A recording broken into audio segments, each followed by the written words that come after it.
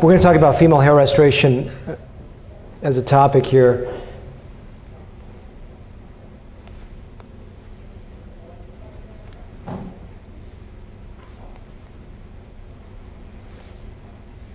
Hello. Is this thing jammed? Okay. I just emphasize again, this is an advanced topic, something you should not be engaging in when you first start. Female transplants are difficult. There's a lot of esoteric issues, medically speaking, that you have to know about. We talked about some of those things as a reminder for you. We're talking about low iron levels, low thyroid levels, hormonal imbalances, and various traction losses, scarring alopecias, various other things that could be contributing other than sort of what we see in men, which is in general a straightforward male pattern baldness. So something that you have to do some preparatory work in terms of investigation in a lot of cases.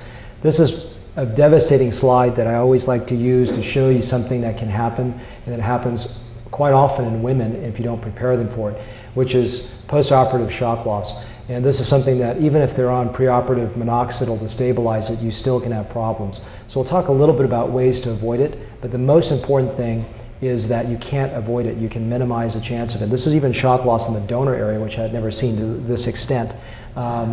And it's interesting, the second time I did this lady, I actually added PRP and A-cell. We'll have a little bit of discussion with that later on. And she did not shock at all, so it was interesting. I don't think that's necessarily an endorsement for it, but it's just interesting. So things that you can do to minimize shock loss is very much education. I mean, that's more important than minoxidil. If you educate the patient of the possibility, then they're prepared for it. Minoxidil, I like at least 6 weeks. I used to do like 6 months or 3 months, and then I was at an ICHRS meeting about 2 years ago, and I had all these people in the room. I raised my hand. I said, how long do you guys put protection on? And they basically said 6 weeks. So I thought, well, maybe I'm overkill. I don't know. I still see shock loss even after 3 months of the use of it. Things you can do during the procedure is to decrease your epinephrine load quite a bit. I just added this PRPA cell. I'm still in the early phases to see if it does anything. I think so far I've seen some better recovery times with it, but I certainly don't make any money from the company, so it's not an endorsement. Decreasing your towel clamps on the backside, being very careful the number of sticks of the tumescence, being careful not to overly dense pack areas that can cause shedding. I have towel clamps twice. I guess it's important. And just being careful with your tumescence, especially in the recipient side areas. And then afterwards, things again, minoxidil, I usually carry that all the way out to about 6 to 9 months afterwards. And then just telling a patient that they may need other adjuvant therapies to help minimize the exposure that can occur, which would be topical camouflaging agents. We talked a little bit about that, specifically Topic, derm match, things of a camouflaging nature that would go in a topical application. Or worst case scenario is actually some kind of wig hair piece that they may have to wear.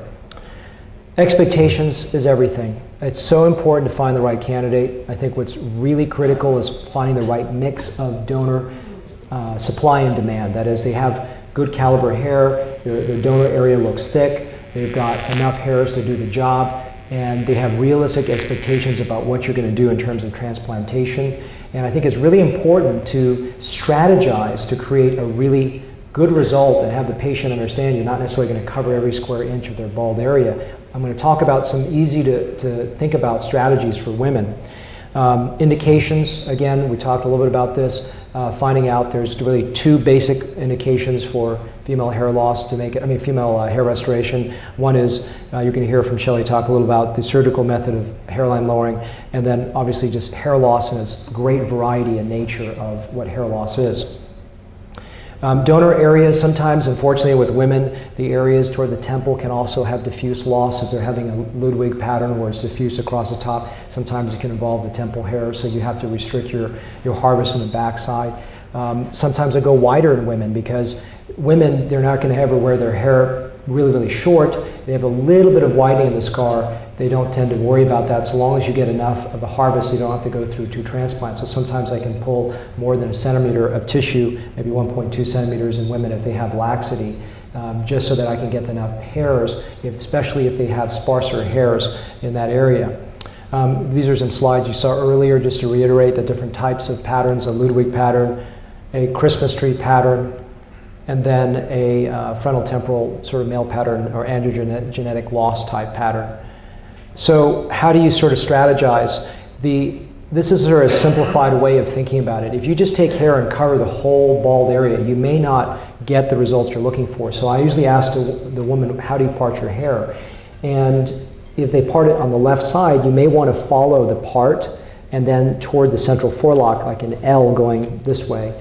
And if they part it on the right, you do the L going the other way. And if you part through the center, you go a T. And if they say, well, I want to wear my hair in different ways, you may have to say, depending on the degree of loss, you may not be able to do that. I think we have to strategize and understand I'm not going to cover everything, especially if we're looking for a single session transplantation. So I think strategy and setting up expectations, really looking at that donor area and the recipient area to see the chance of a good result. If they've got really flimsy, fine, fragile, thin, non-existent donor hair, you may not even get anything. And so it's so limited based on what you have on the backside.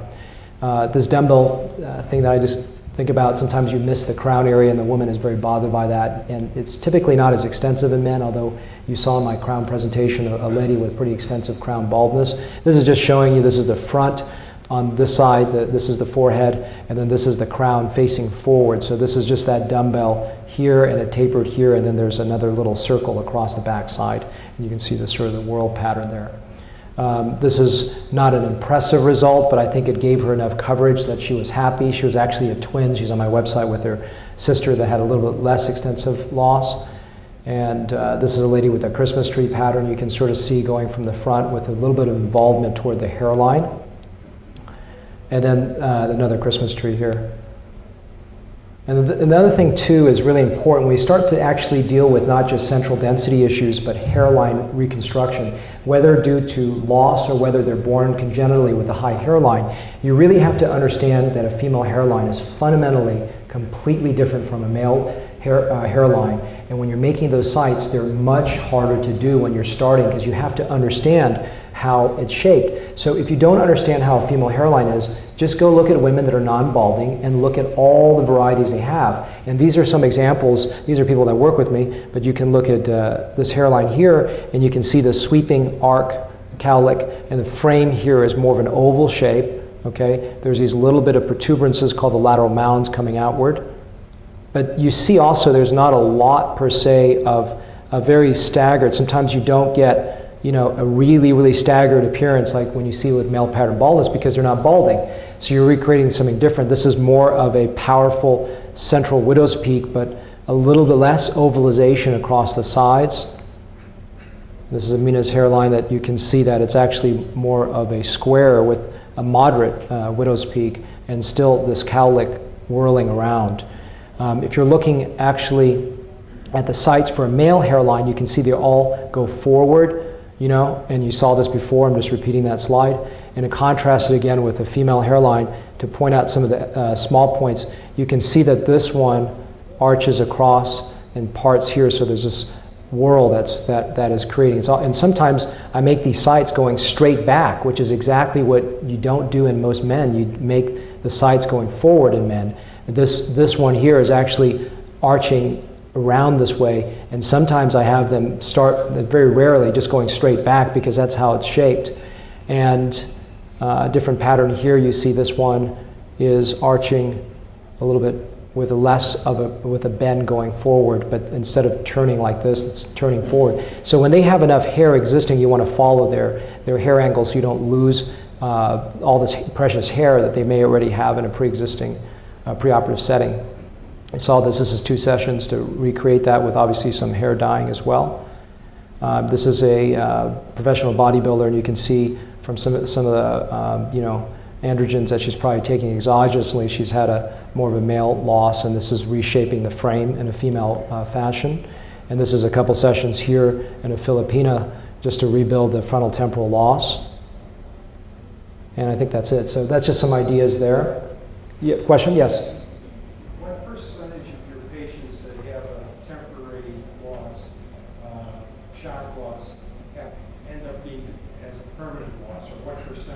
I really don't see that. I see that they really rebuild. I have not had a patient come to me, they just don't rebuild it. They rebuild it.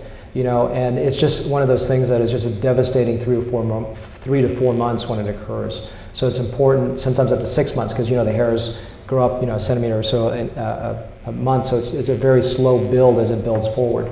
So you need to understand that that is something you need to counsel them on a preoperative setting.